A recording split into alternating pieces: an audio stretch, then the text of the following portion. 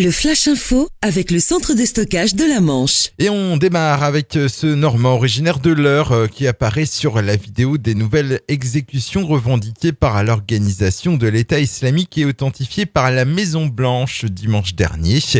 Abadou Abdallah Al-Faranzi, voilà le nom de scène de Maxime, ce jeune homme de 22 ans identifié par ses parents est parti faire le djihad en août 2013. Selon de nombreux témoignages, il figurait parmi les bourreaux de Peter Kessing et de 16 soldats syriens décapités par l'État islamique. Fait divers, 2 chiens en divagation se sont attaqués la semaine dernière au troupeau d'un éleveur de moutons de la glacerie, faisant une dizaine de victimes chez les bovidés. Il s'agit de chiens de type berger beauceron. La propriétaire, une habitante de la glacerie, avait déjà été mise en garde contre la divagation de ces chiens. Une nouvelle attaque qui a suscité une vive émotion et fait naître des inquiétudes. Inquiétude également des associations de soutien aux réfugiés qui se sont mobilisées cette nuit pour empêcher l'expulsion d'une famille tchétchène.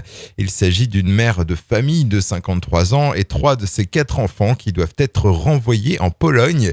Cette dernière a obtenu un titre de séjour en France comme réfugiée.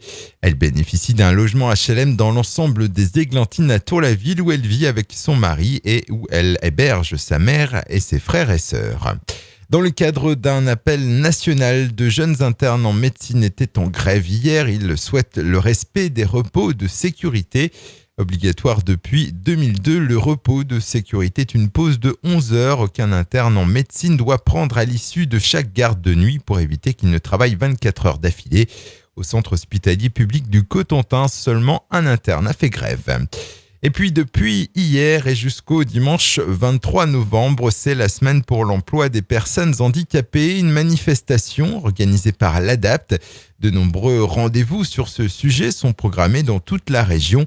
Des forums pour l'emploi, des projections débats au cinéma, des rencontres avec des employeurs et des job dating, d'une manifestation qui s'adresse à tout le monde et pas seulement aux personnes handicapées.